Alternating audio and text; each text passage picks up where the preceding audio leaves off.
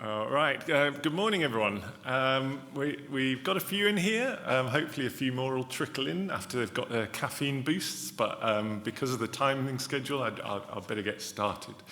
I'm Stuart Connop, and together with my colleague Caroline Nash, we've developed this session under the category Building with Nature around exploring the environmental impacts of NBS. We've got a blend of different types of presentation and information for you. It's quite a long session, but hopefully we can keep it informative and fun and keep you energized and interested. So, hopefully everyone was here and heard the Connecting Nature Framework session yesterday. For anyone that wasn't, or anyone online who's just dropping in for this session, the framework is one of the outputs from the Connecting Nature project. It's designed to support cities and other stakeholders in implementing and mainstreaming nature-based solutions. It aligns with the 3 phases of nature-based solution implementation, so planning, delivery, and stewardship. And within each of those phases, there are 7 elements, and these are the kind of supporting interrelated issues that we see that are involved in mainstreaming nature-based solutions. And this morning, in this session, we're going to be focusing in on impact assessment in particular. We're going to do a basic introduction to impact assessment and why you might want to do it, and then we're going to focus in on more detail on environmental impact assessment. But impact assessment is a critical part of mainstreaming nature-based solutions. As I say, it feeds through all these 3 phases. So in terms of planning, so understanding what the local context is in the area that you're wanting to implement a nature-based solution, but also giving you an idea of the different kinds of benefits you might be able to achieve from nature-based solutions to help you in the design and planning decision-making. Through delivery, evaluating the impacts of actually installing your nature-based solution, looking at environmental impact assessment type processes, and then finally in the stewardship phase. So looking at whether your nature-based solution has been a success, whether it's delivering the kind of impacts that you wanted based on your design, but also this idea of kind of changing needs over time. So as the location changes, as the local demands change, your impact assessment can help you inform the kind of adaptive management of a nature-based solution. So it changes with changing stakeholder needs. So this is the program we've got for you this morning. It's quite a long session. You've got us for 2 hours, and we are going to start with a very basic introduction. So we're going to look at the impact assessment element.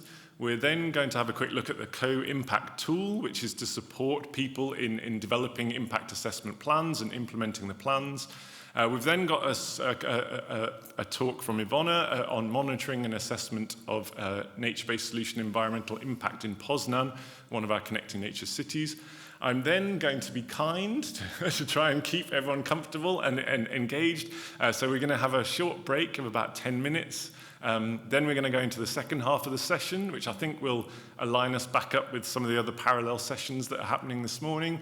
There's going to be a talk by me about the EU task force that's currently working on evaluating the impact of nature-based solutions on biodiversity.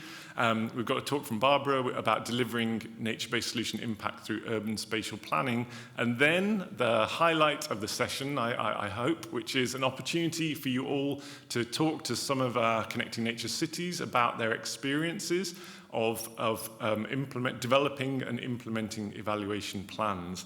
I think as a project as a whole, one of the most successful parts of Connecting Nature has been creating these spaces for our local authorities to talk to each other, to help each other solve challenges and share successes. And we're going to try and emulate a little bit of that today with our in-person audience and our online audience. Right, but we're going to make a start with 2 short videos. The first one is introducing the Impact Assessment Guidebook. Unfortunately, our 2 project leads, Adina and David, weren't able to be here today, but David provided an introductory video to give you a bit more of context about impact assessment and why it might be useful for you and your nature-based solutions.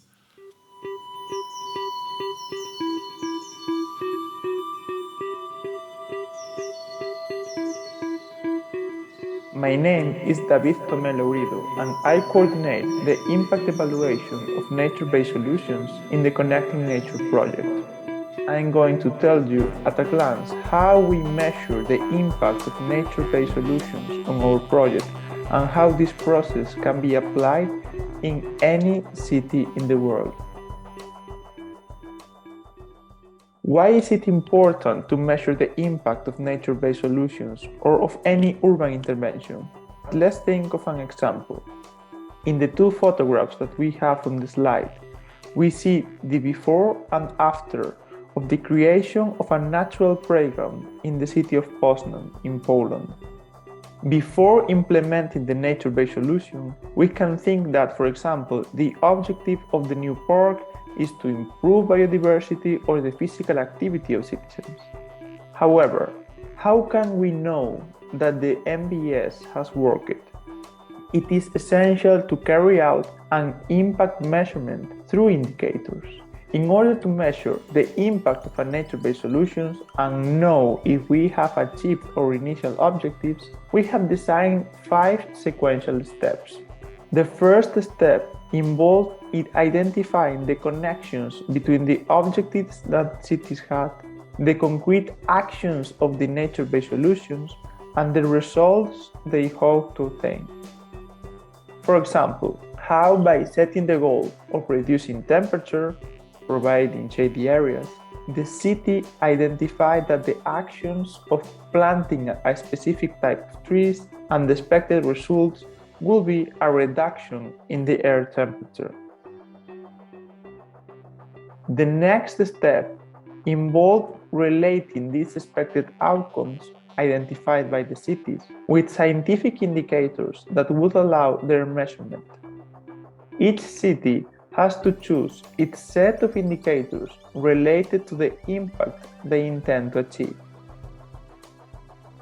The third step includes planning how data will be obtained for each of the selected indicators. This data may already be available in the city as a baseline, such as meteorological stations, or may require new data collections. The fourth step is the implementation of this data collection plan and ensuring that all the selected indicators have adequate data at the scale level and are collected before and after the implementation of the nature-based solution. The final step is to integrate the evidence obtained through the indicators in the policy process, based on the scientific evidence collected. Gillian's Dick presentation of the Glasgow City Dashboard is an extraordinary example of this. Many of these connecting nature indicators were included in a European handbook, and you can access a guidebook of connecting nature projects, where these steps are explained in greater depth and using various examples. It is important that all these steps are carried out in a co-productive way with several partners, local teams in cities, universities, companies, to achieve the best collaboration and the design of a plan adapted to the needs of each city.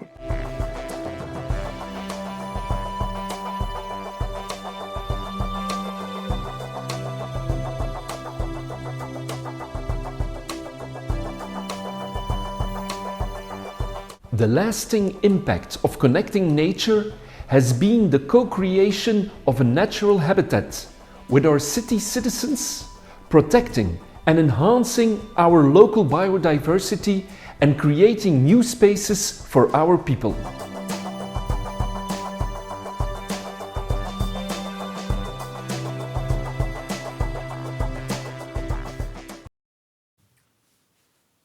Okay, so hopefully that gives you a bit of an introduction to the assessment framework. As David eloquently pointed out, all of the information is in the handbook that you received for all the attendees at the summit. For anyone joining us online, you can find all the resources on the Connecting Nature website. Now we have one more video for you. This is to introduce the Coimpact tool. This has been co-developed between the Adina and David, the team leading this part of Connecting Nature from A Coruña, and our team at Glasgow City Council. And it's been developed as a tool to help you put your evaluation plans together and work out what you need to do to evaluate your nature-based solutions. Thank you.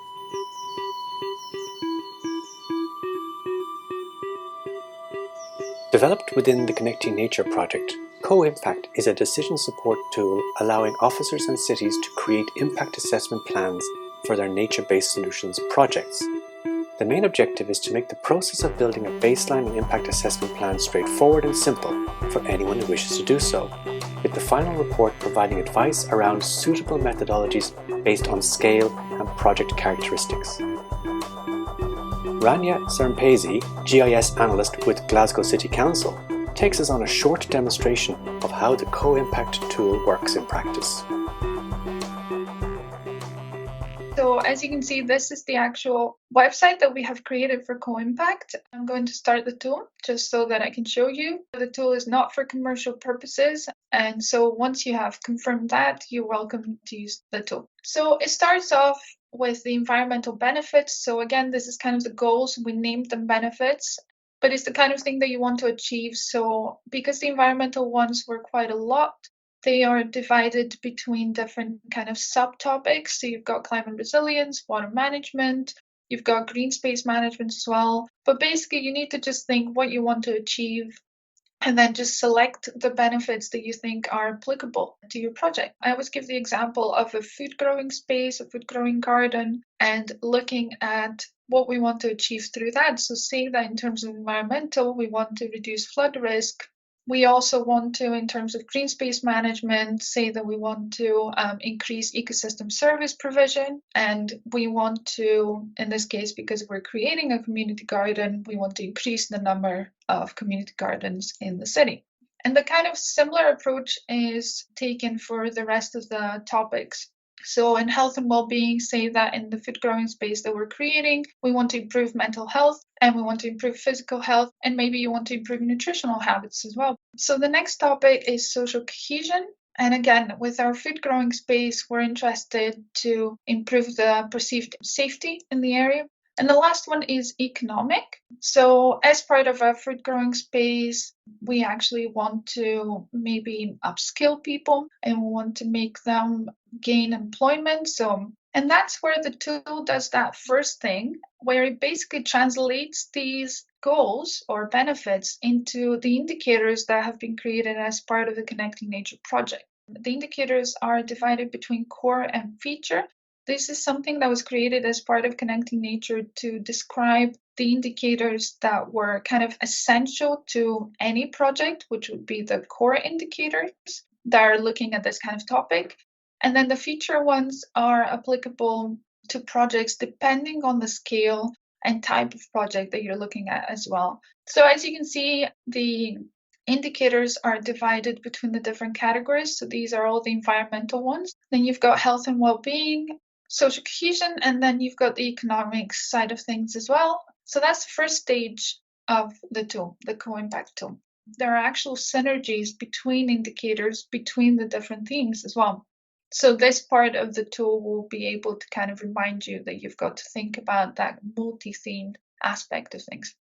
So that's really it. The only final step that you've got here is you're being asked where your project is based. We want to see, for our own auditing purposes, who is using this, where people are using it from. So in this case, I'm going to write down Glasgow. So I'm just going to download that. I'm just going to open the report that has been produced. So this is something that you'll be able to download and have access to indefinitely. It gives you all these indicators that we selected before. And the most important part is this bit here, which basically opens up another document. So that's per indicator. And it gives you some information about that specific indicator, how you can actually go about and collect this data, analyze things, and make sure that your evidence is solid. We are aware that this whole process is actually, it doesn't stop the bit where you need a technical person to find the data for you and do the analysis. However, the whole point of this is that it raises awareness and it gets people thinking about impact and the fact that you need to make sure you've got the evidence to back your assumptions rather than the kind of more traditional methods of having anecdotal evidence that something is working or it's not working. So this allows you to start thinking about that and raises awareness.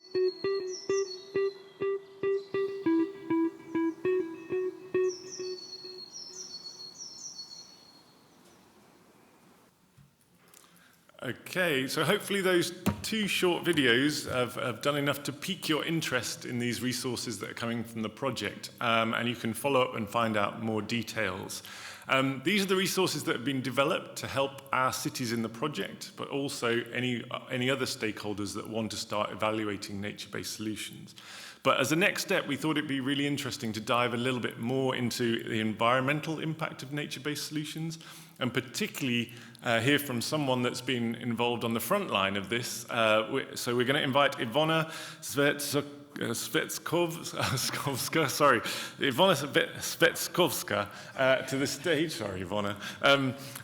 She's an assistant professor at the Department of Geography at the Adam Mickiewicz. It's not going well, right? University in Poznań. Iwona is a geographer with a background in urban planning, and she has been working closely with the city of Poznań on the Connecting Nature project, helping them implement their evaluation indicators. Iwona. So.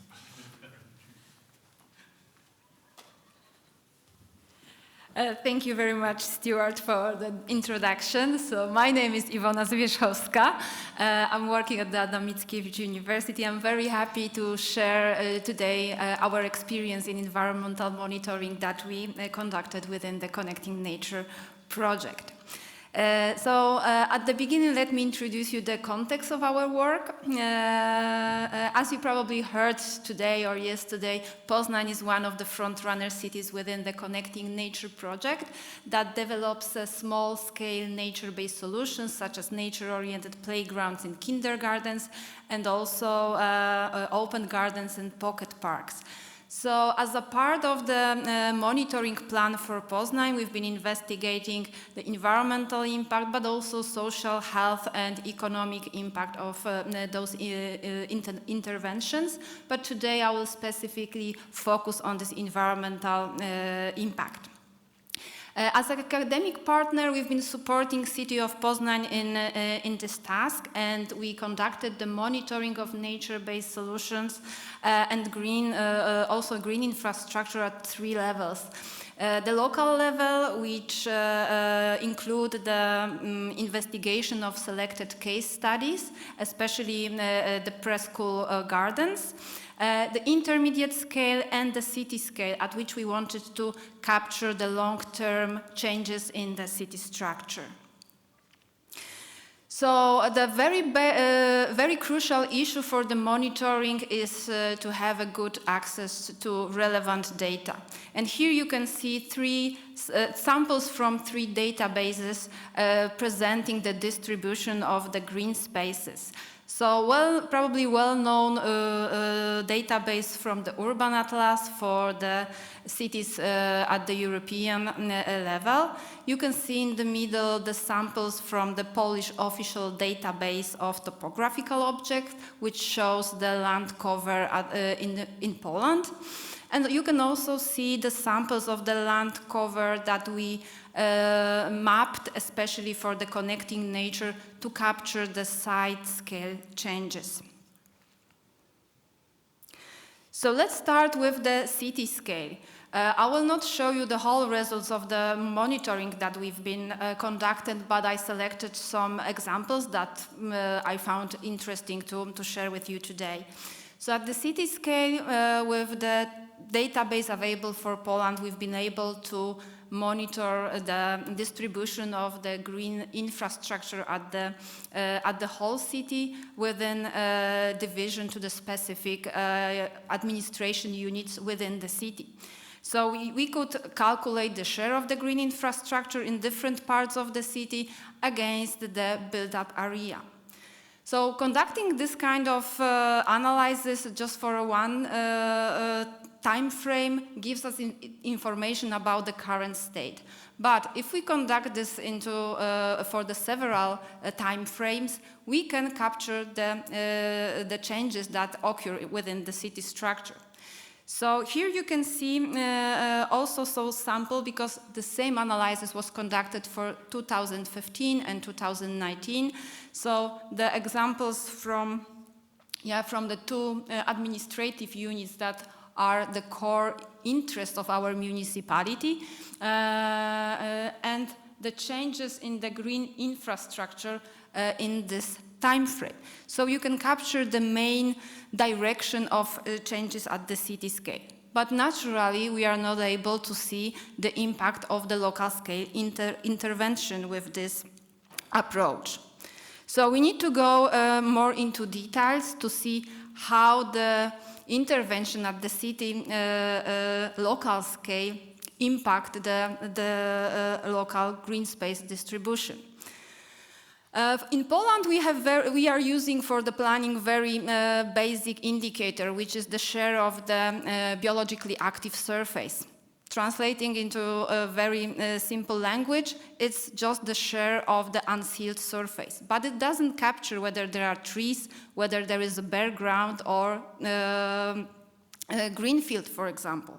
So we wanted to monitor the changes at the local scale with more complex indicator, and we apply the urban greening factor that is used, for example, in London. So with this factor, we've been field mapping the land cover at the very local scale to capture different types of green infrastructure and also to capture the tree cover and the green associated with the buildings. And to each kind of this different land cover, the ecological indicator, the ecological value factor is assigned. So overall, we can see how the space has been greened. So as you can see, the share of the green area in this very central part of Poznań is not very high. It's approximately 26%. And one of the case study, one of the preschool garden is actually 2% of this green area. So for the local scale, it's quite an important part of the green spaces, we could say. Urban green factor allows us also to see the impact of the trees. So if when we calculated the urban green factor for this neighborhood, we reach with the number 0.14, which is quite low. But when we also include the tree canopy, it rises to the level of 0.26. So it shows us the importance of the tree cover that is not captured in our, let's say, legal planning rules, because we are using much more simple indicator.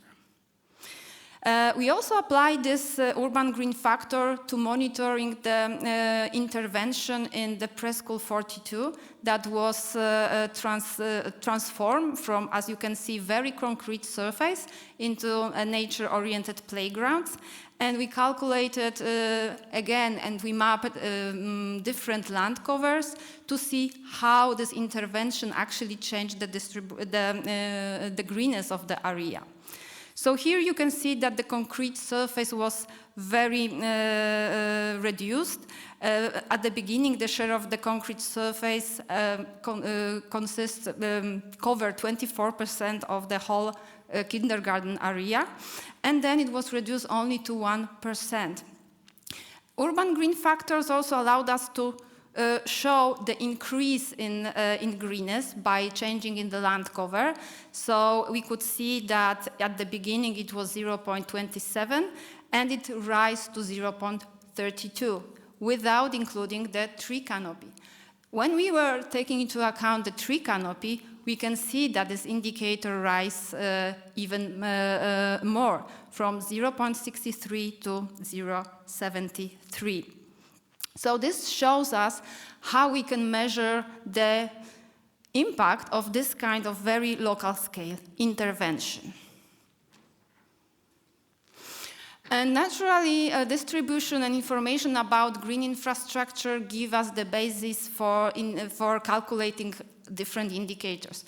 And within the environmental monitoring for Poznań, we put a particular attention to the thermal impact of the green infrastructure and nature-based solution. So here you can see again the city scale assessment of the land surface temperature, for which we use the Landsat data, and which allowed us to identify the hot and cold spot in the city of Poznań. So the cold spots represent our green wedges system in Poznań along the river valleys, but we could also identify the hotspots, so the very dense city center where the temperature are the highest and where the intervention are the most wanted in terms of shaping the thermal conditions. But again, at the city scale, we are not able to capture the local scale intervention. So we wanted to see how preschool gardens contribute to this thermal shape, to the shaping of the thermal condition locally. So as you can see on the graph on the left side, we checked how the greenness of the garden is related to the temperature.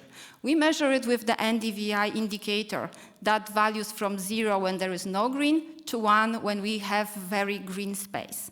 And you can see that once the NDVI value increase, the temperature of the land surface decrease with this value, showing and measuring the relevance of the green spaces to shape the local thermal condition.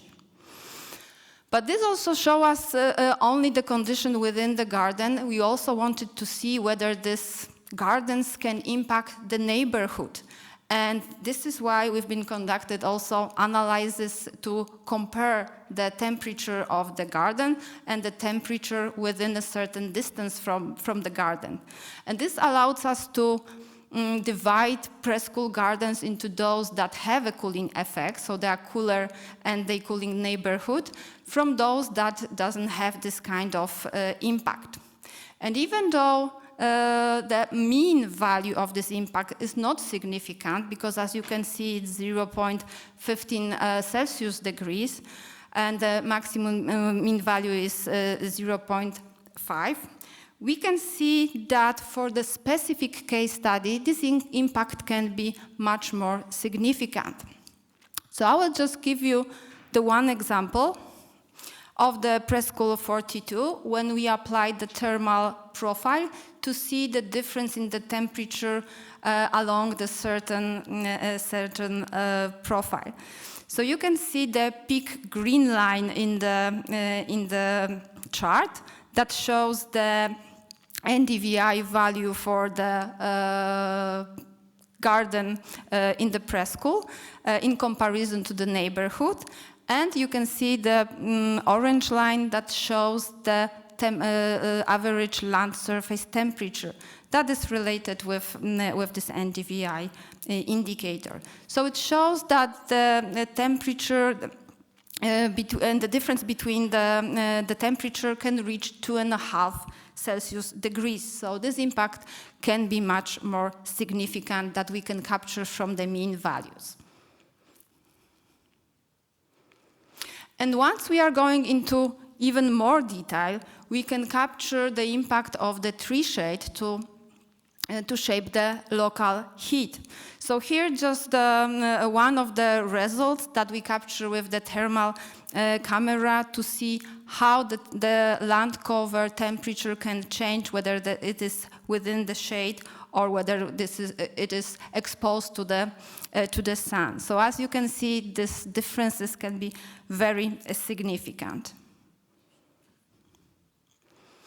And the last part of results that I wanted to show you today is the results of the change of the ecosystem services provided by the trees from one of the pocket parks in Poznań.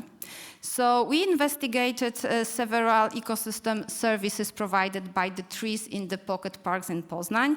This is the air pollution removal, carbon storage and sequestration, oxygen production, and also avoided runoff. To conduct this analysis, we use the i3 software, which is the US Forestry Service software. And to make these measurements adjusted to the local condition, we have to provide very detailed data about the tree measurements, especially the tree crown, and also precipitation data and pollution data for our local condition in Poznań. So with this data, the software calculated based on the modeling that also takes into account the recent scientific evidence. The ecosystem services provided by 108 trees in this pocket park. So it turns out that this small piece of green spaces remove pollution at the level of more than 11 kilograms per year. The carbon storage in the trees from this area is at the level of almost 115 tons. And the carbon sequestration is at the level of 1 ton 600 kilograms per year. In addition to that, those trees produce more than 4 tons of oxygen per year. And we can also benefit from avoided runoff at the level of 30 cubic meters per year. So this provides evidence that we can share with the city, and we can provide them to the local decision makers, so they can also support this kind of small-scale solution and share with the audience. So we have much more results, but since we have some limited time, so I'll invite you to have a look on the deliverable 2 from the Connecting Nature project that will be probably available soon on online. So you will be able to see much more evidence also there. So what is the lesson learned from our collaboration with the city of Poznań? So definitely the monitoring of nature-based solution can support and evaluate decision-making process and can deliver evidences for improvements in this process. Key issue and the key challenge is the relevant data in terms of the resolution, in terms of the in terms also of the being relevant in the time frame. So for the local site scale evaluation, it's very challenging to have this data. It turns out that the on-site measurements allowed for generating a local library of values that can be used as a base for the recommendation of the most appropriate solutions. So we believe that this gathering of data at the local scale can create this local library that in the future will be able to support planning even wider. In turn, the citywide monitoring can detect the main direction of the transitions that we can observe, and the long-term perspective also shows the evidence how the urban policy impacts the spatial scale. We are aware that the decision-making process for at the city scale is very complex due to the organizational constraints, due to legal framework that it has to fit, and asking also to involve environmental aspects is quite challenging. But I hope that we show that this can be improved, and this collaboration between our university and city shows that this is the solutions that can deliver the relevant data for decision making. So yeah, science practice interactions supports the evidence delivery and transition into feasible indicators. So we try to capture those complex data and translate it into the simple and easy to apply information for the decision making. So that's my takeaway message. Thank you for your attention. If there are any questions, I will be very happy to answer.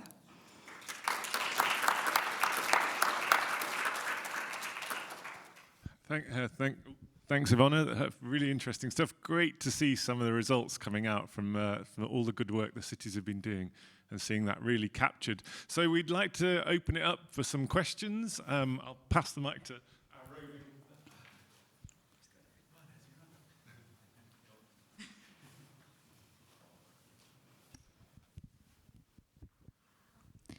Thank you for very interesting presentation.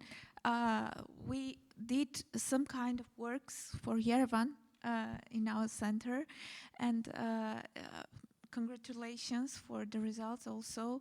My question is concerning to the remote sensing data which you use for Poznań. Landsat is the best solution for thermal assessment, yeah, for retrieving the land surface temperature. But on spatial resolution, it has some limitations. So 30 meter, and even for thermal band, it's much more. Do you think to have thermal unmanned vehicles, so drones? Because for our case, for Yerevan, we are planning to have drone survey on the problematic sites, because we have such kind of investigation on spatial temporal changes assessment, and we understood that in particular case we need to zoom in and to have more detailed picture to get it. So do you plan to do that for Poznań, because it will increase the value and this will be a new field for your investigations? Thank you. Yes, thank you, Shanik, for your question. Yeah, definitely we are struggling with the data resolution, and that's why also for the connecting nature we measure the temperature on site. So we had like 3 meteorological stations in kindergartens and also some mobile devices that we used to capture the temperature.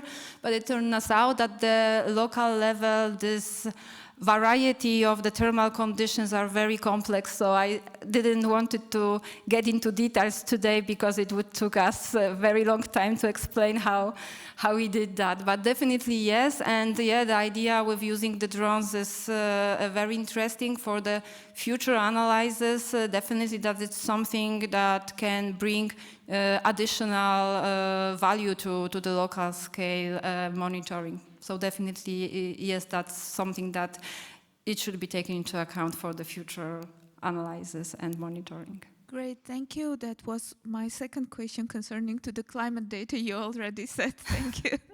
Okay, and my last question, sorry, about i3 platform. It is an excellent platform of inventory of trees. So I really wonder if Poznań has the inventory in i3, because we tried to get them in touch to have some inventory. We were thinking about creation the inventory of trees in Yerevan, and it is a long process. So my question is whether Poznań has the inventory in i3 platform, which enable you to make the calculations of ecosystem service. Yeah, so let me start with the basics. So in Poznań, we don't have a database for trees, like, you know, with the very detailed information. So the measurements of trees we've been doing manually as a pilot project in these pocket parks. So all the data that we gather about the trees, that was measured in the field work. And then for the i3, you need to provide data about the precipitation and data about pollution. So this data that was sent to the platform to adjust to our local conditions. So it took some time. Actually, it took more than half a year because the database could be set. But then the calculations was ready and we could benefit from the results. Thank you very much. Good work. Thank you.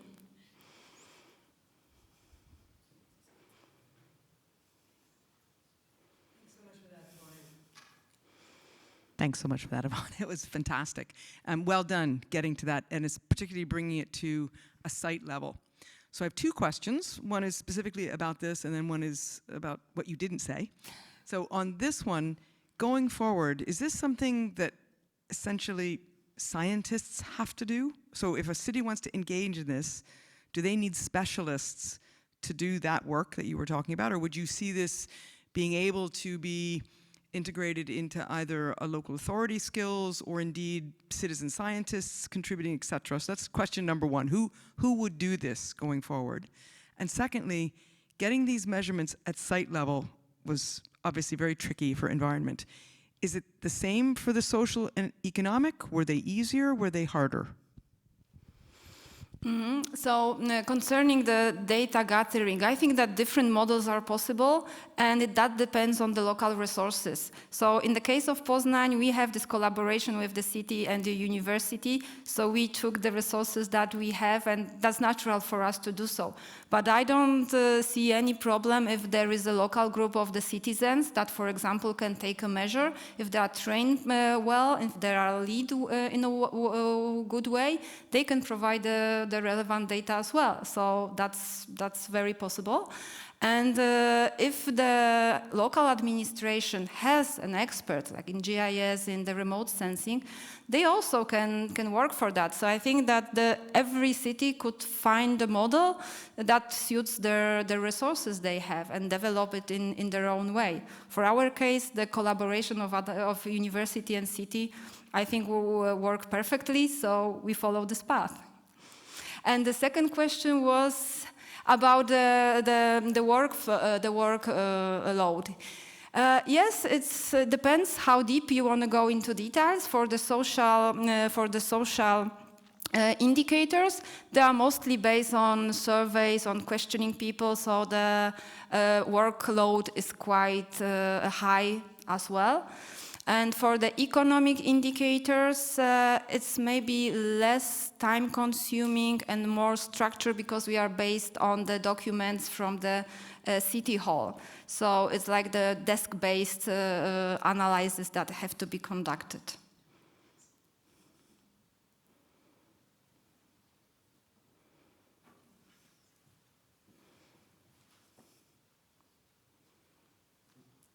Thank you. I've got one question, Yeah. if that's okay. So it relates to what's been discussed already about who can do it and whether it needs scientists. I wonder what the plans are in Poznań. So you had a very unique situation where the university was in the project, the city was in the project, so you could work together. Are there plans to keep that collaboration going? Now that this data has been generated and you've got this lovely kind of baseline and follow-up, will that be continued as the project carries on? Yes, we started collaboration with the city of Poznań a little bit before connecting, so we had some experience that were, let's say, deeper within the Connecting Nature project. And for the future, we also applied for another Horizon projects with the city of Poznań, but that will specifically be based on the trees and the watering of trees and the citizen science, so we will see whether we succeed or not. But definitely the collaboration between city and the university is ongoing. And we are searching for the platforms to collaborate and also for the different topics that cities interested in. And also we have the capacity to cover the scientific part that can deliver the interesting information for the decision making. So yes, we are going to continue, but we will see in which direction and at which level we succeed in finding the common platform for collaboration. But so far, we are very happy with the work we've done with the city. Okay, thank you, Iwona. Unless there's any other questions? Oh, yeah, there is one.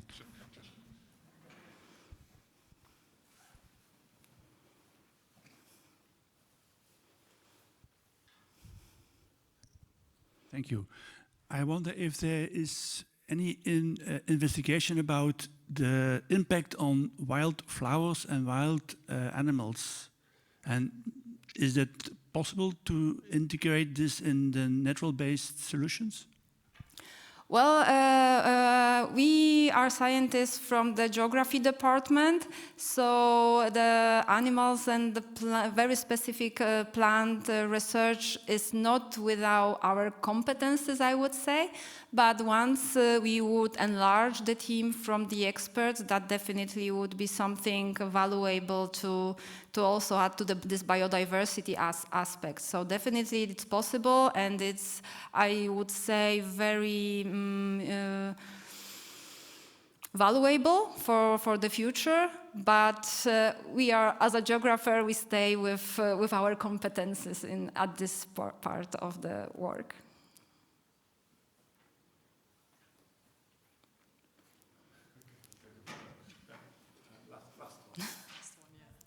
Last one, yeah. Iwona, I remember that there was I remember that in Poznań you have a quite nice portal, actually two portals for the data sets, for data about the city. Some of them are quite impressive. But are you publishing with them what you generated? Because there was much information on environment, but not this specific one. So there were like I remember the thermal imagery was there, but no analysis of what is really happening. And now you have a full set of indicators. Are you publishing with them, or is it your plan also to deploy so that the public has really the immediate access to results of this set of indicators? All right, so I think I understand your question well. So your question is whether we're gonna make our data publicly available, yeah?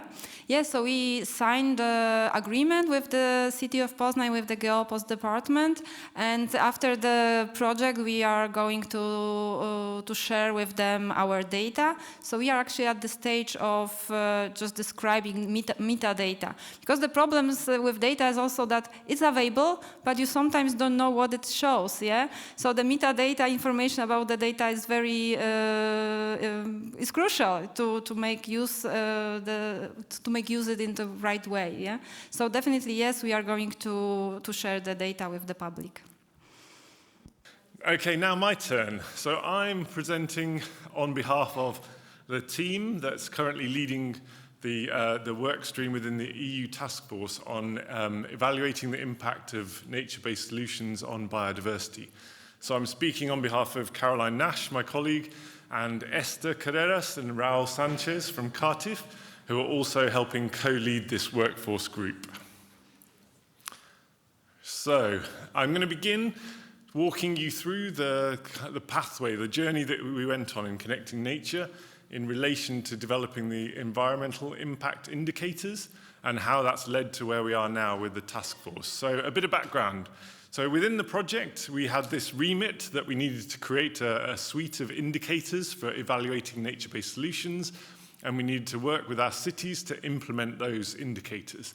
So we went through a co-production process. We worked with our cities to find out which indicators would be of value to them, which could be implemented, and help them implement those indicators. We worked with our cities in Genk, in Glasgow, and Poznań specifically, and we looked at indicators in the areas of environmental impact, economic impact, social impact, and also process impact in relation to the processes involved in delivering nature-based solutions. So in terms of the environmental impact indicators, Caroline and I led on this in partnership with Diana Dushkova and Dagmar Haas from Humboldt University in Berlin. So this is the result of a collaborative working process.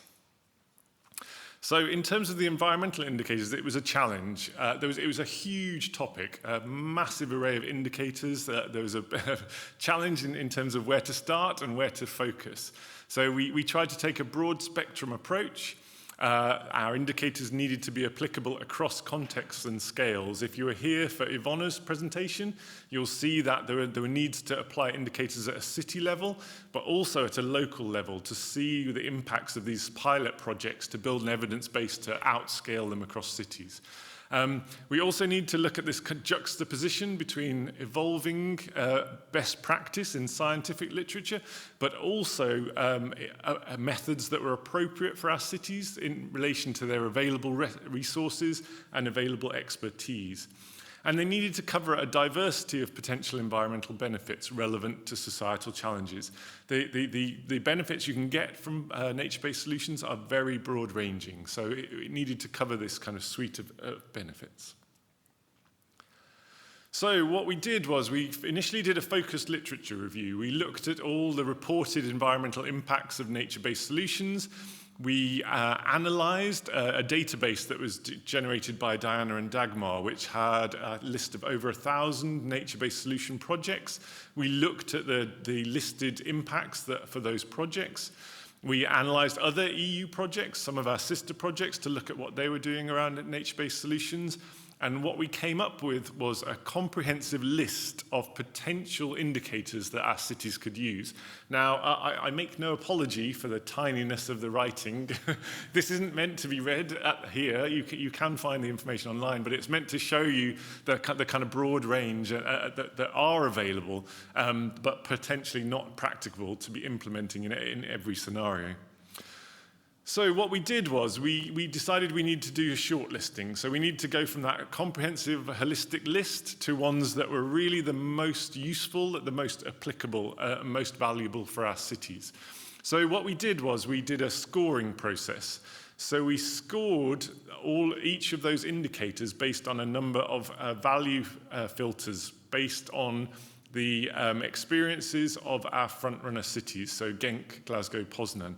We looked at in the relevance to their exemplars and what they were trying to achieve with their exemplars, relevance to other projects that had gone on in those cities previously, relevant to the geographical scales that they were working over, relevant to KPIs and policy relevance in each one of the cities, and we also mapped them against the United Nations Sustainable Development Goals and scored them against those.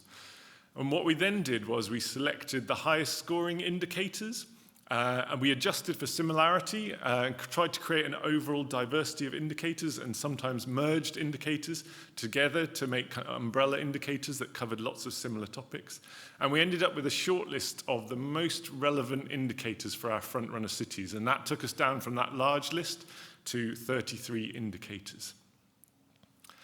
We then did a co-production workshop with our front-runner cities to sense-check the results that had come out of this process. So we worked with them, we went through those indicators with them, we looked at which ones they felt were incredibly valuable, which ones were valuable to every nature-based solution project that was being implemented by our cities. And for those, we term them core indicators, or these are indicators that we feel are fairly universal for any nature-based solution project in an urban context. And the other indicators, which were also seen to be valuable, but perhaps not universally applicable, were called feature indicators. So we ended up with 17 core indicators. And this is a kind of representation of those core indicators. They cover 5 main topics. So one theme is around green space management, one is around water management, one is around climate resilience, one is around urban regeneration, and finally an ecosystem services mapping one, which is more of a kind of a holistic overview of broad-ranging benefits. So then the next step for each of those indicators, we carried out an indicator review. So the idea behind this was to create an information source for our cities to help them work through how they might start to implement those indicators. This covered things like monitoring methodologies, so how other people and projects had approached those kind of indicators in the past. Whether you could use participatory processes, whether you could get local citizens engaged in collecting the data to use different kind of resources for implementing those indicators. We provided information on data availability, where they might be able to start to source that data, either from open access online sources or from sources within their own local authorities. And also things like geographical scale, so what kind of scales those indicators were applicable on. And the results of this are featured, have been made accessible beyond just our project. So In terms of the environmental indicators, there is a document which contains all of the reviews that's available on the Connecting Nature website.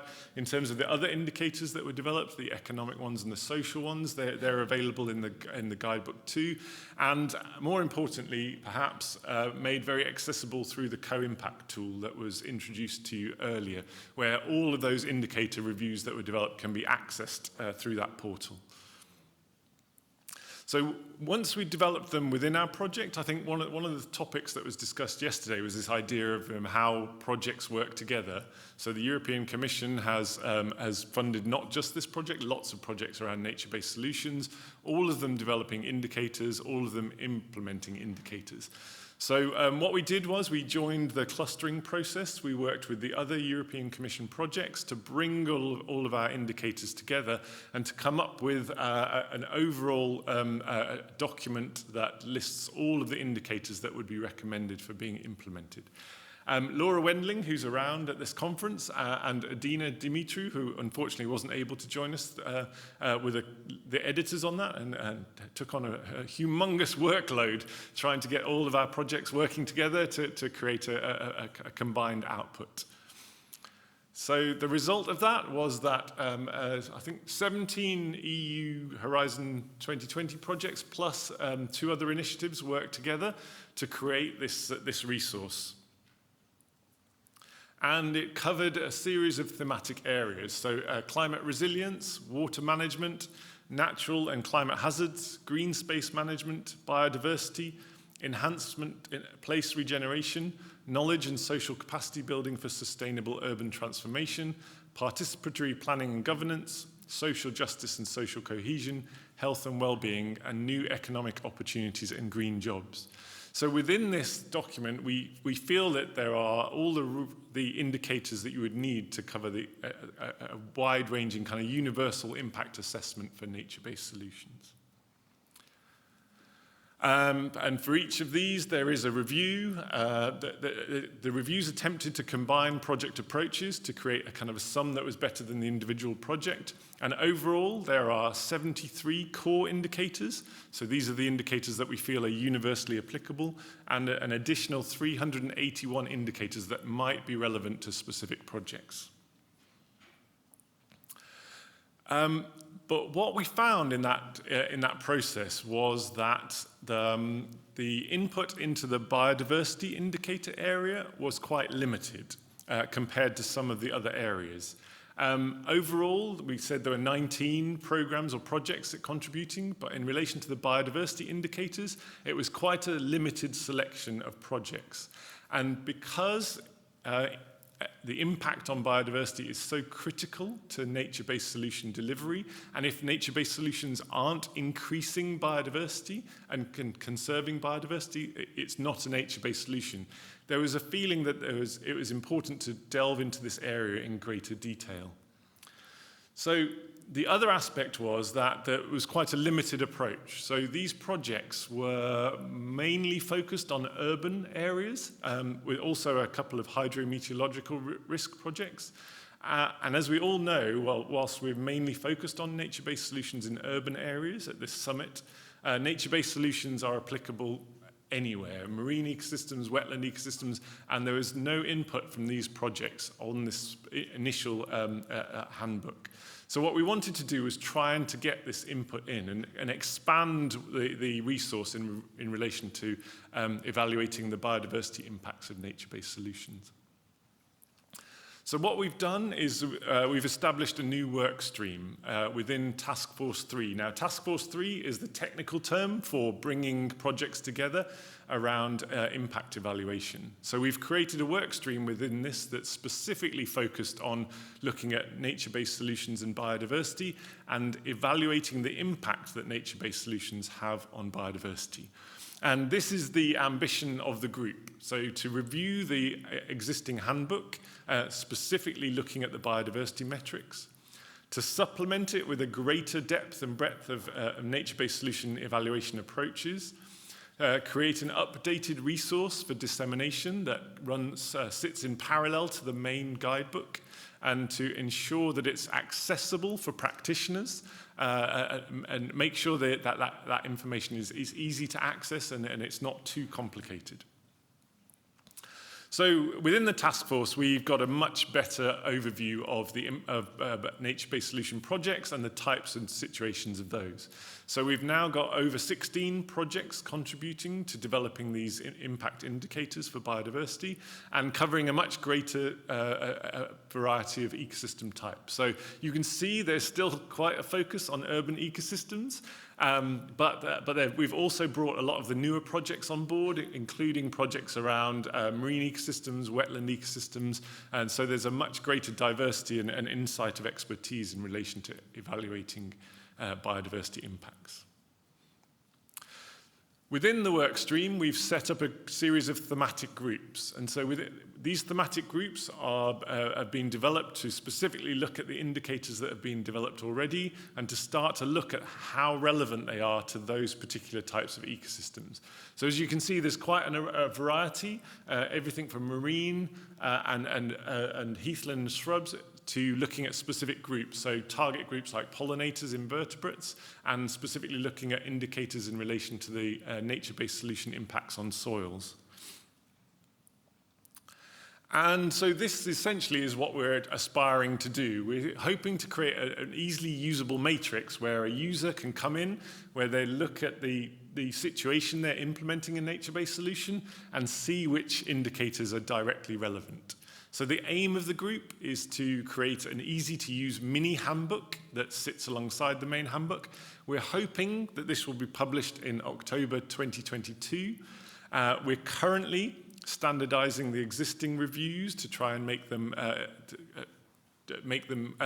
more similar. At the moment, some of them are very long and complicated.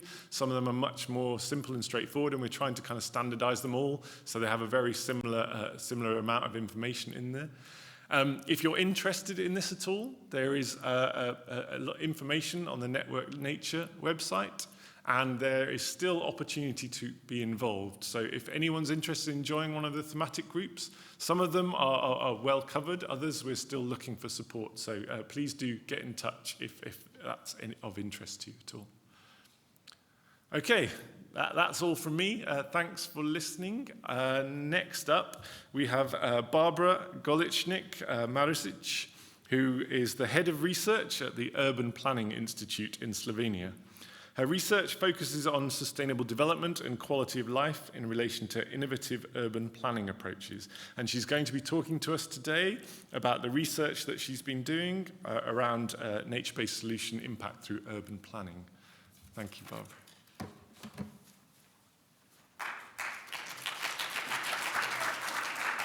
Thank you, Stuart. Hello, everyone.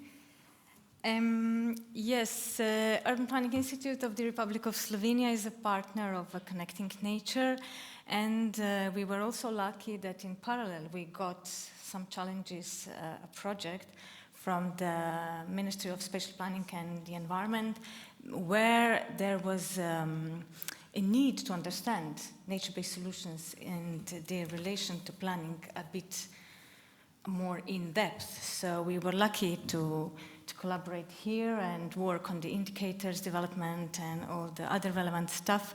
And within this presentation, I would just like to briefly show you what we were doing in this other project, just to link the talk to the session. So.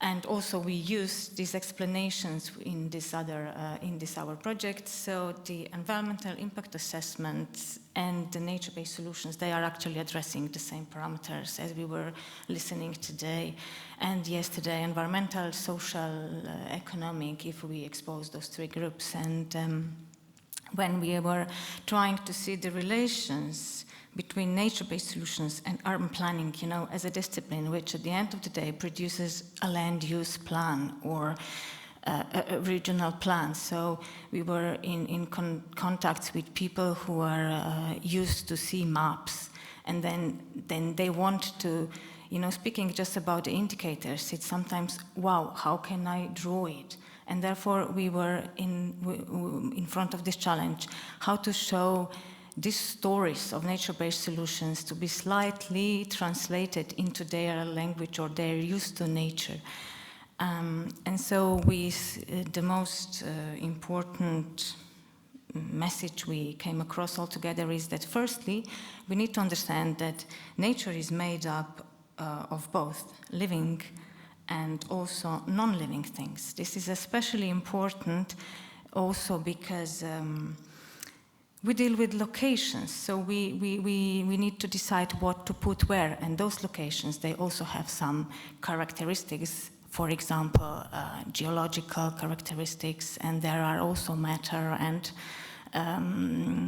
other processes like energy processes there, and for example, you need to know what's the ventilation situation by wind blow, and what materials are there available already locally, can they be used for, I don't know, build structure or whatever. So this was very important understanding we built together, that nature-based solutions need to be understood beyond greening and beyond only green infrastructure, and that we are here to address also morphology, urban morphology, build structure patterns, orientation of the buildings, that we can speak about nature-based solutions also from that point of view.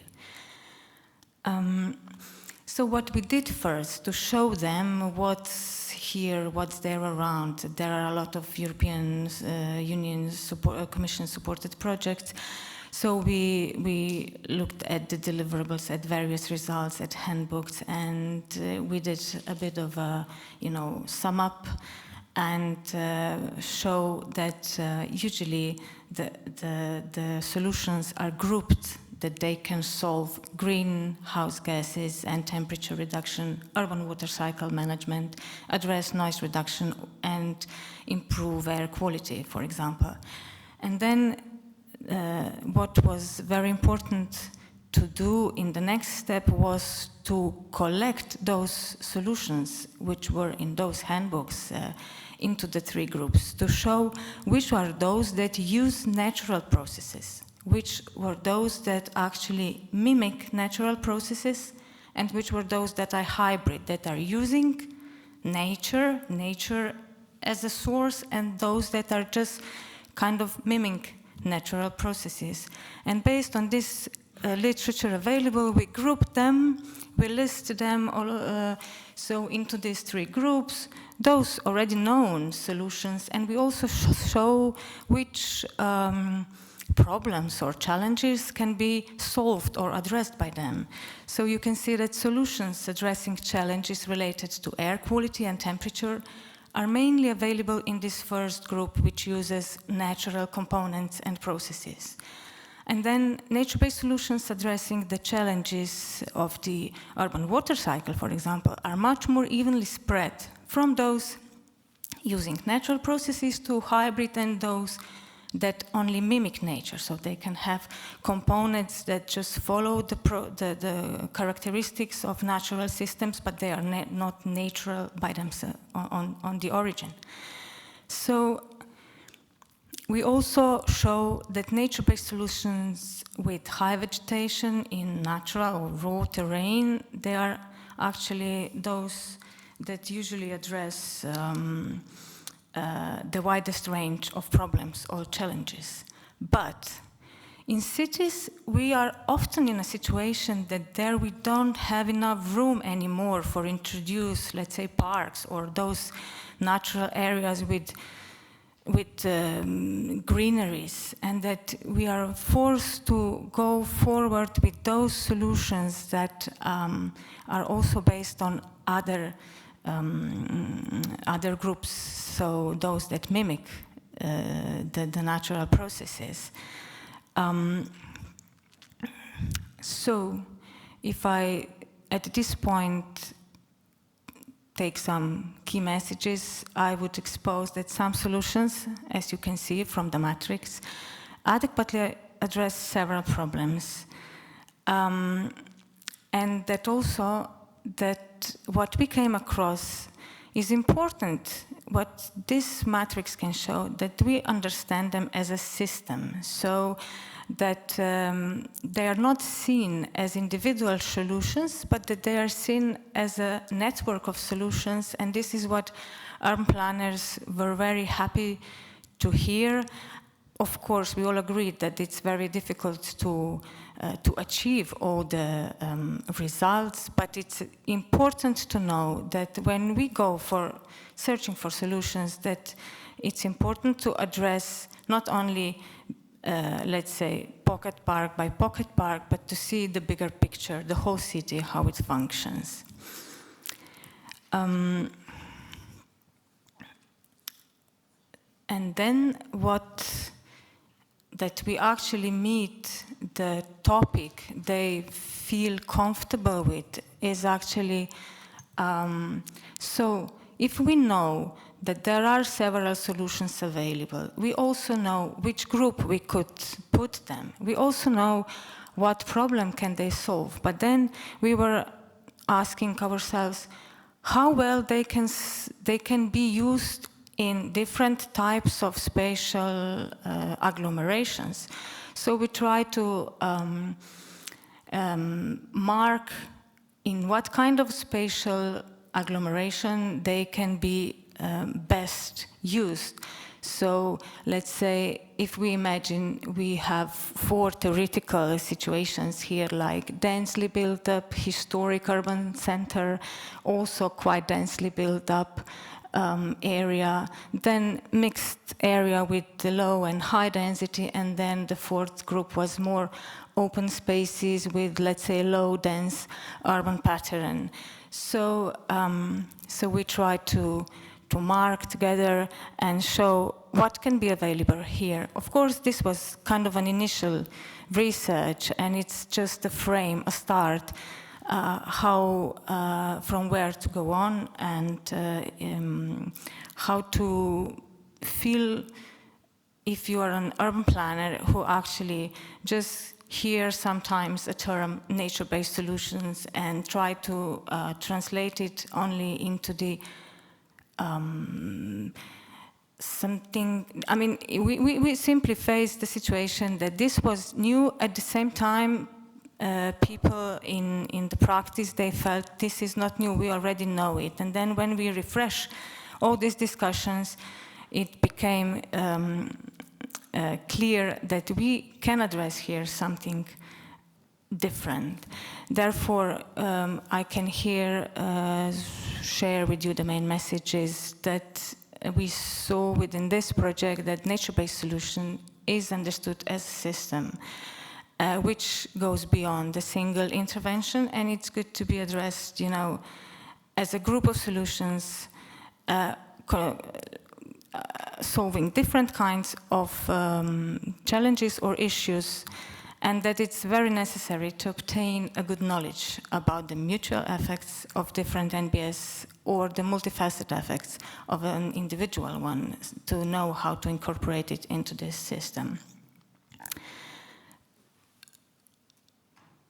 So this is basically the main message we came across. Maybe it sounds a little bit confusing, but from the presentations today, I think all of them are very well connected, and it's on a way easy to grasp what is here in the air, what the nature-based solutions are about. But when you once come into the field towards the practitioners, those who are not, they don't have so great opportunities to collaborate with such projects, they still sometimes feel a bit lost. So I just want to share with you where sometimes we find those knowledge gaps, and that it's important to go on with such kind of projects and filling them, and also bring them to the level of the, let's say, urban planning, landscape urban planning practice. And just to conclude with the link to the impacts, because that's the session related to the impact assessment. We also found very interesting in this project that it's important to understand nature-based solutions also in terms of the how big impact they can have, also in terms of metrics. You know, speaking with urban planners, they always ask, so how far away the solution will work? So I'm very happy to listen here these days that there are so many indicators here, and I think that's the great, we are on a great way that we will be able soon also to give this kind of very focused, metric-oriented answers, because they are very, very often asked. Thank you.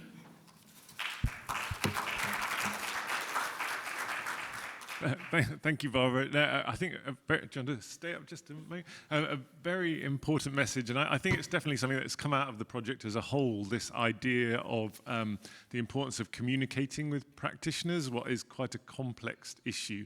And I know our cities, different cities have found different ways of doing this, and it's really, really interesting to see how you're tackling it in Ljubljana and Slovenia. I think we've got time possibly for 1 or 2 questions before our last session. Either for me or for Barbara. We have one.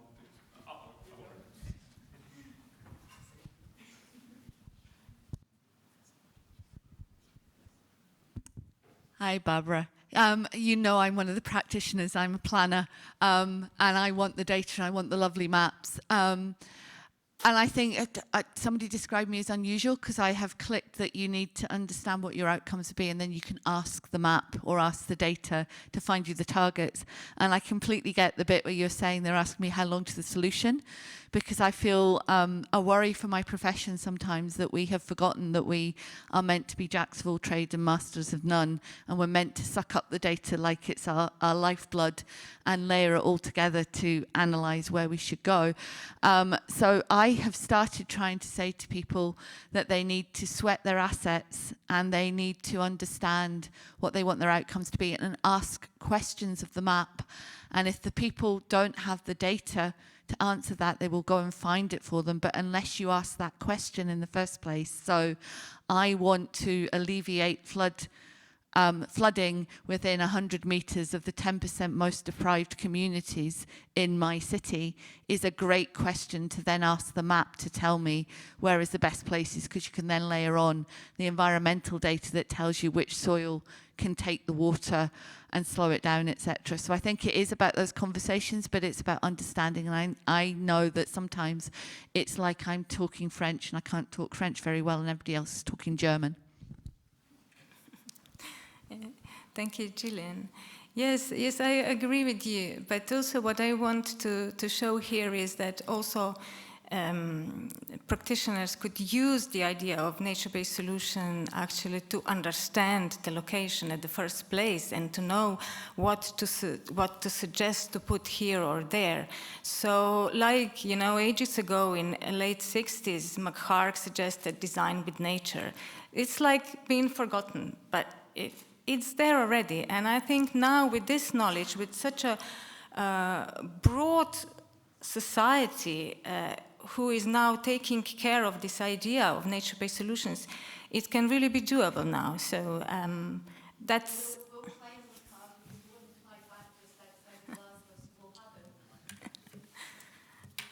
Okay.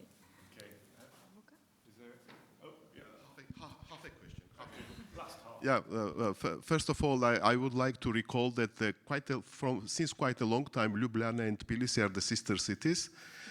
Actually, I discovered in Dublin that Dublin is a sister city of Tbilisi, so the very lot of connections and the connections to nature. So my question is about I like this EIA introduction of the EIA into the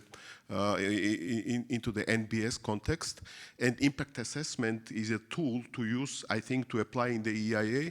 But I would correct the one word and say the SEA. So do you do the? I mean, your institute is dealing with the spatial plans, I guess. And are you using the strategic environmental assessment for urban plans? And how do you consider to integrate, let's say, the impact assessment and the indicators into the strategic environmental assessment? So what is the experience of Ljubljana? Okay. Thank you. So firstly, I need to explain we are National Research Institute for Urban Planning and Related Disciplines. So we are research-oriented and we support basically at different levels, different bodies. So we are not connected to Ljubljana as a municipality. And yes, we are more or less on that side that we encourage them to do this on such or such way. We are also preparing expert works, you know, for the municipalities or the state or some kind of regional bodies. And we are not on the side who does the plans, usually, unless it's on a strategic level. That's our role. But yes, this is accepted. It's also by law, you know, to include them into the planning processes, different impact assessments.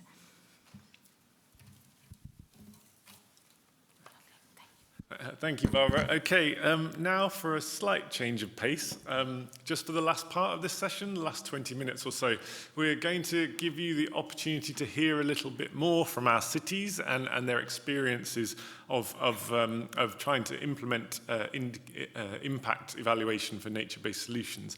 So first, if I could ask Caroline to come down, as she's the quiz master. I also encourage any questions from the audience and especially our audience watching online, but if I could invite Iwona back and Natalia to represent Poznań. Gillian, if you could pop down for Glasgow. Christian, I believe you're here somewhere. Is Christian here? Yeah. And Antonio, I don't know if Maria is joining you or we've just got Antonio from A Coruña. And we'll hear a bit of the experience of the cities that have been using the evaluation impact assessment process developed in Connecting Nature. Over to you.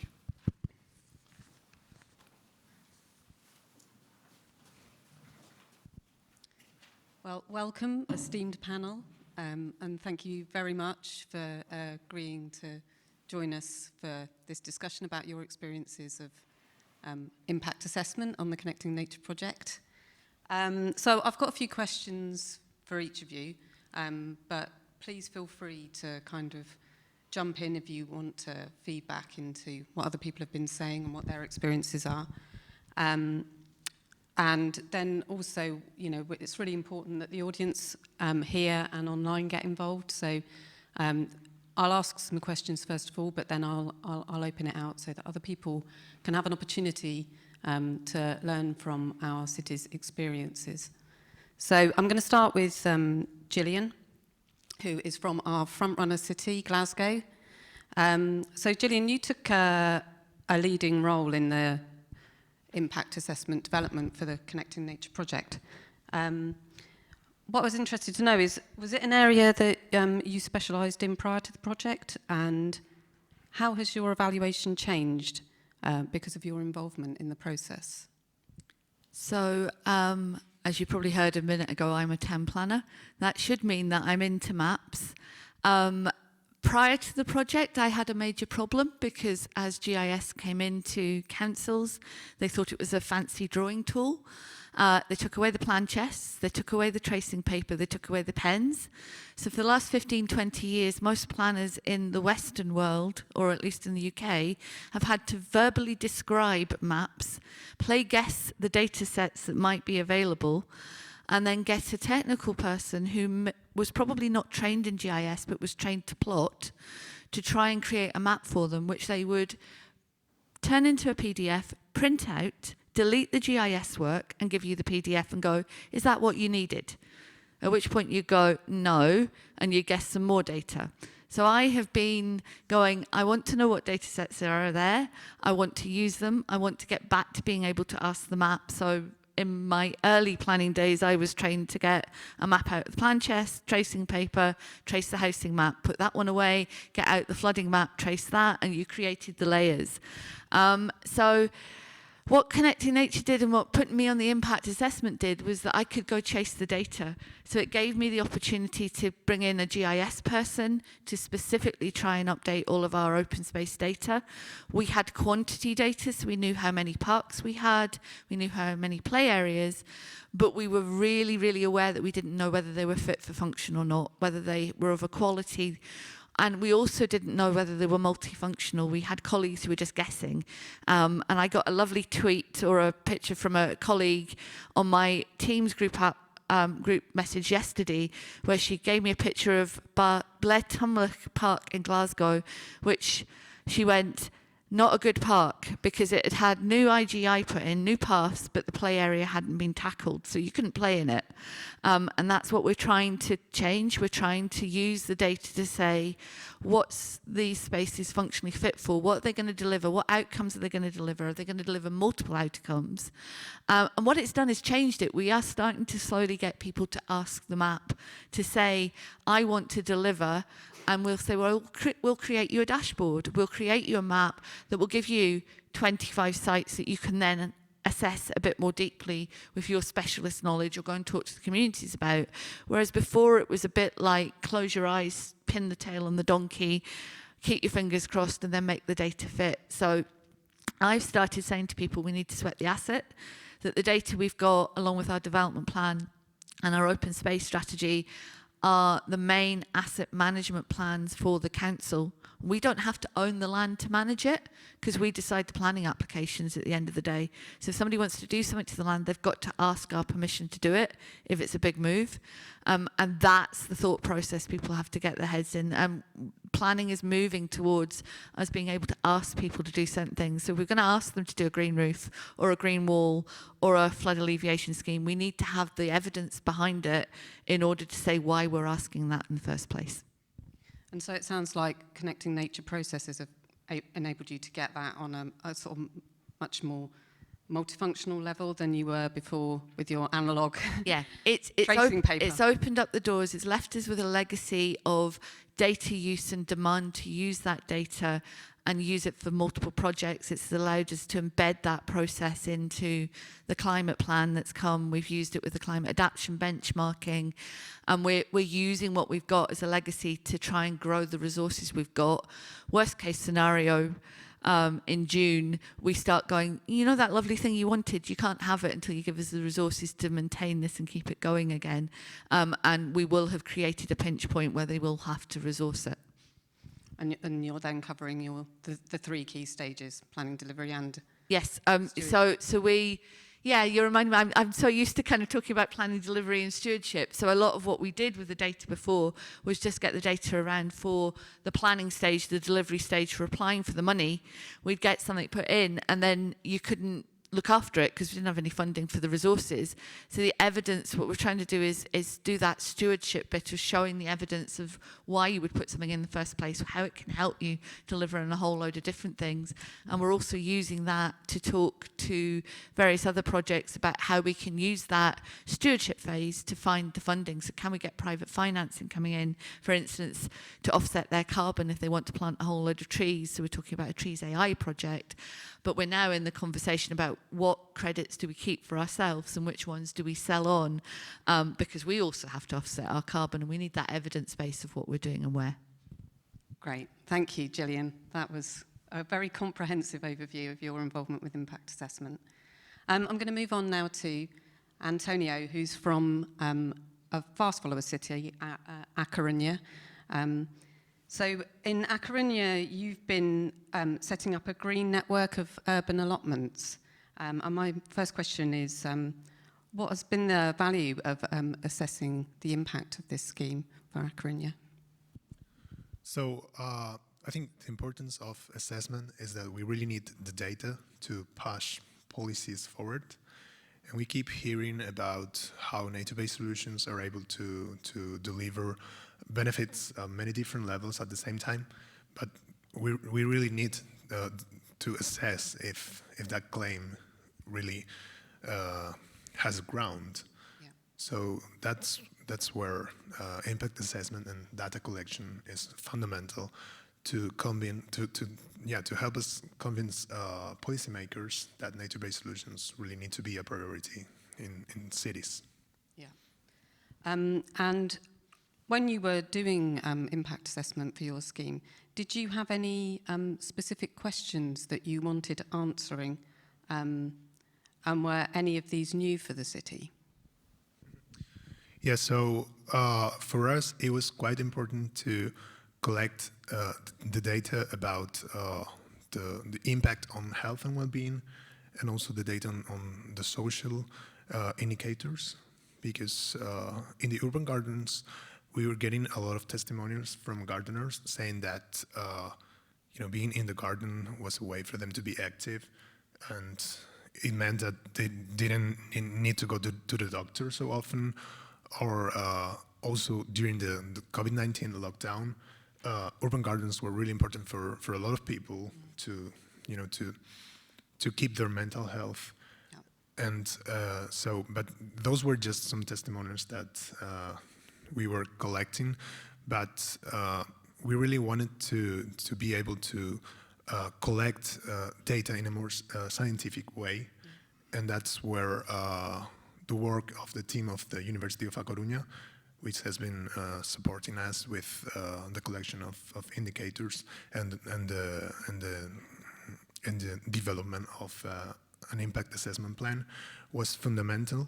And they conducted a series of surveys on urban gardens and on school gardens too, to compare, and they compared the results with control groups. Right. So that really gave us more of an insight on the real effects that having a plot in the garden could be having for gardeners. Thank you. That's really... And about if it was new for us, yeah. Just let me say that in our city we were really used to collecting indicators on environmental quality, on noise levels, on air quality, soil coverage data, and so on. But health and well-being, the effect of nature-based solutions on health and well-being was not being assessed at all in our city. So this was totally new for us, and I think it was a valuable addition coming from the Connected Nature project. Yeah, and I think that's been quite a common experience. As I think somebody was saying earlier, there's sort of a lot of anecdotal benefits spoken about with the nature-based solutions approach, but there's plenty of occasions where people really want a bit more kind of solid, robust evidence. And I think the social side and the health and well-being side was somewhere where, yeah, that wasn't necessarily really being implemented so widely, whereas we were a bit more familiar with, capturing issues like air pollution changes. So, yeah, thank you for that.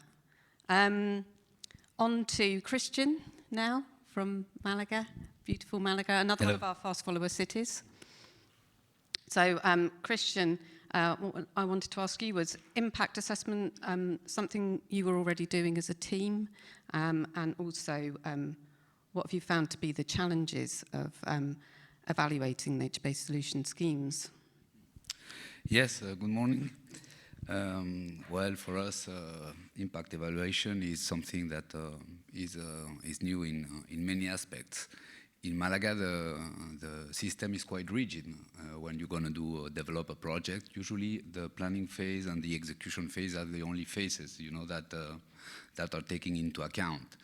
There's a little less once everything is done, just the work is checked, and sometimes one project has some indicators. Is the same problem as Antonio said in A Coruña. We have like standard, or so-called indicators, to see the air pollution or to see the rainfalls and these kind of measurements.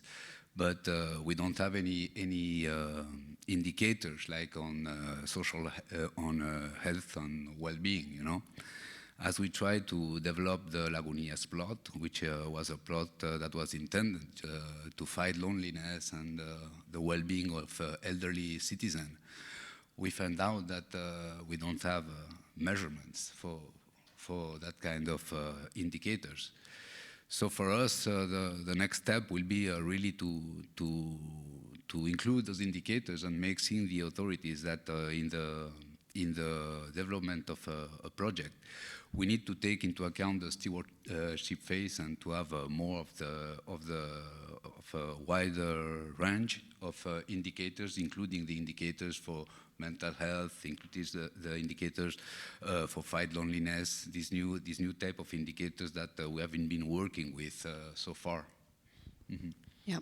And I guess one of the things that we've been kind of promoting through the Connecting Nature project is this peer-to-peer learning process. So in a situation like A Coruña, where they've actually started to use these, there's a real opportunity to engage with them and find out how they went about that for when it's a whole new experience for a city. Yeah, as a matter of fact, we've been, thanks to the Connecting Nature project, we've been able to establish a cluster, you know, an MBS cluster of companies with different broad of expertise.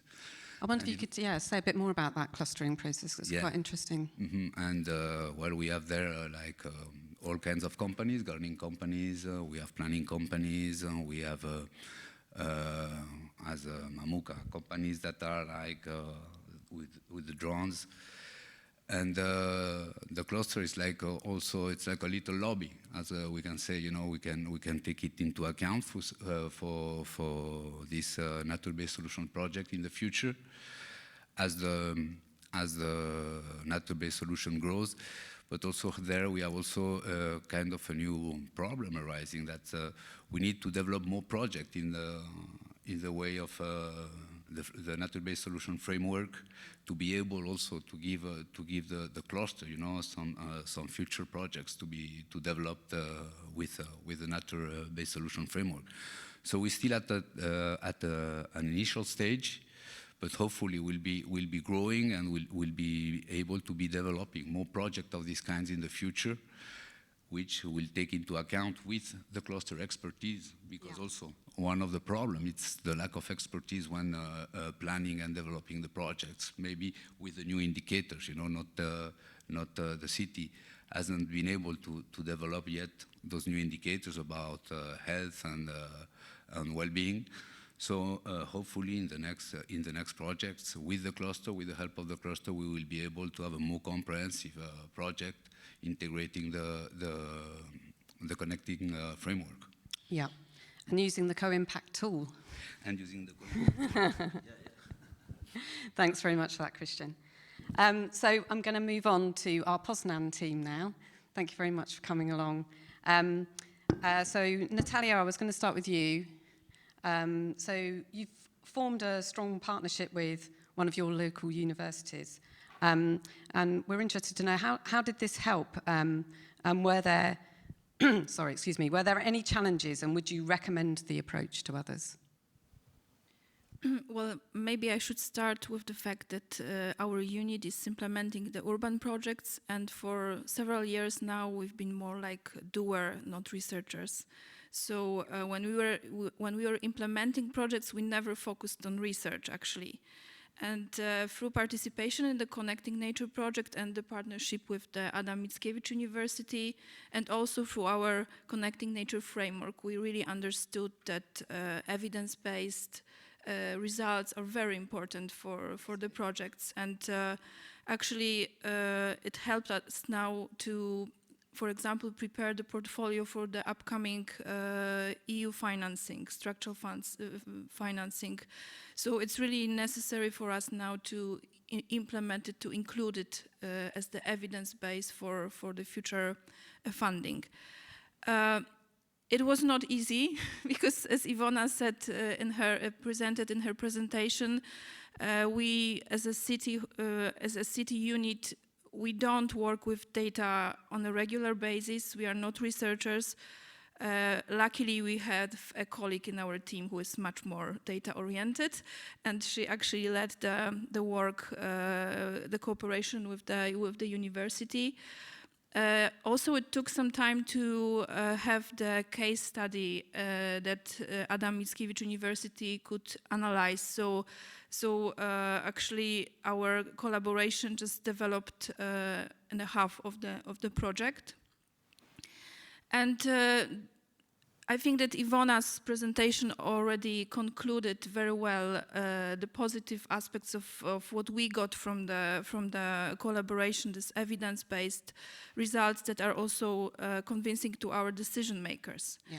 However, there is also the we can say, soft aspect of our collaboration, because we not only exchange data, but we also now started exchanging information and also thinking more broadly about our work. In the meantime of the Connecting Nature project, we also joined another project financed by the Urbact Free program of the European Commission. And we formed a kind of local group focused on green and blue infrastructure. And actually last week or 2 weeks ago, we had a very good seminar for our local stakeholders, where Iwona and her colleagues presented the ecosystem services, which is a new notion for many of us. And actually we hope that this more research-oriented collaboration will develop in the future.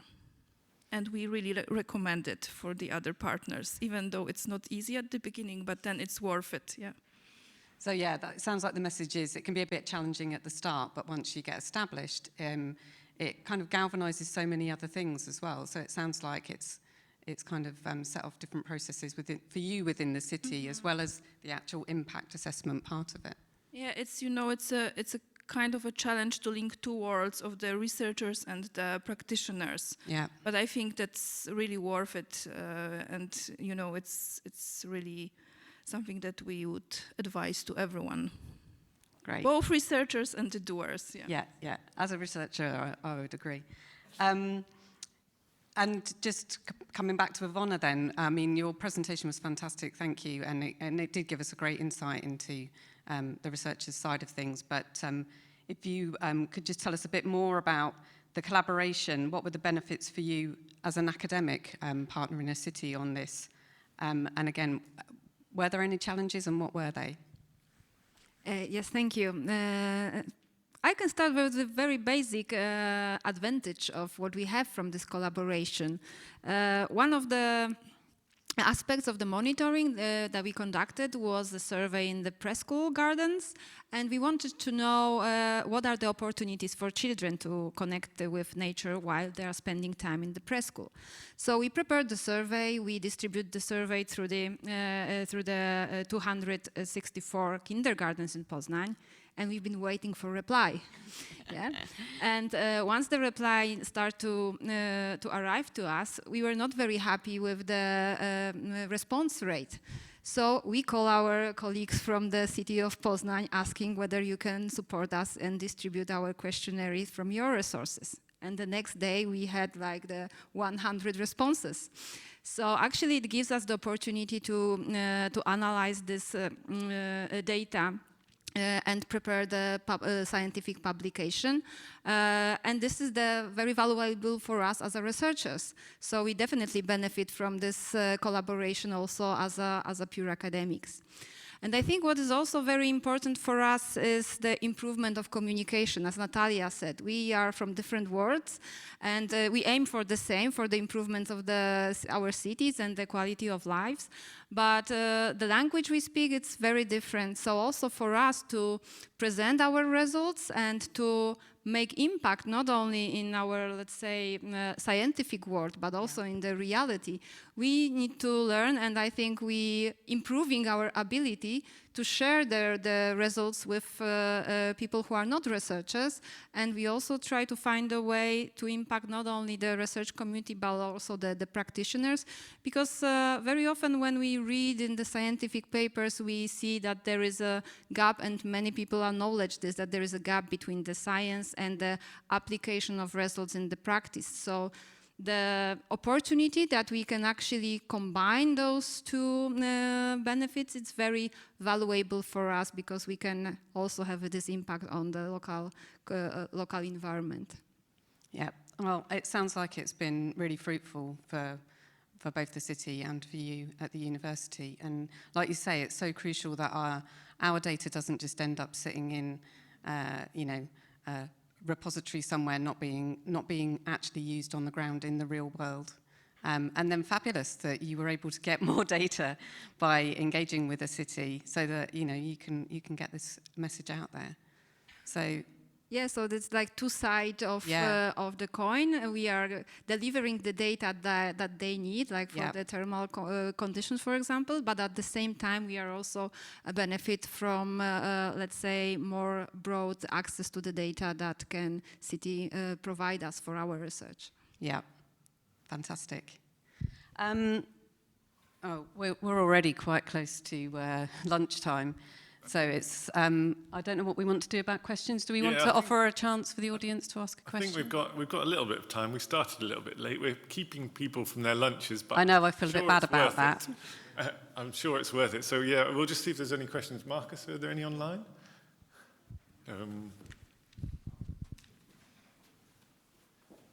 Yes, hi Stuart. Just from one of the questions online was, are your indicators related to the UN Sustainable Development Goals? Oh, sorry. Are your indicators related to, or maybe we should say, how are your indicators related to the UN SDGs Sustainable Development Goals? Good question, thank you, and so relevant. So both in the Connecting Nature project and for the European Commission handbook, one of the factors that was used was alignment with UN SDGs. In our project, we used it as one of the filtering mechanisms to score the indicators in terms of their importance and relevance. Within the project, the reviews of the indicators include a section which tells you which indicators they are, which SDGs they align with, and they're supporting the development of information within. Okay, great. Okay. Anyone? Yeah, anybody in the audience have a question they'd like to ask our fabulous cities who can give them a great insight into their experience of impact assessment? I see no hands. I think everybody's desperate to get there. Other than get to the lunch. Okay. Yeah. Okay. Well, so I'll wrap things up then. Thank you to our city reps. Thank you to Caroline. Hopefully that gave you a good insight. It was a bit of a whirlwind, but into all the different aspects of impact evaluation for MBS, with a particular focus on environmental indicators, and a little shout out to the importance of ensuring that biodiversity indicators are in that mix. Okay, thanks everyone. Enjoy your lunches, and make sure you rejoin us after lunch. There's lots of very interesting sessions still to come.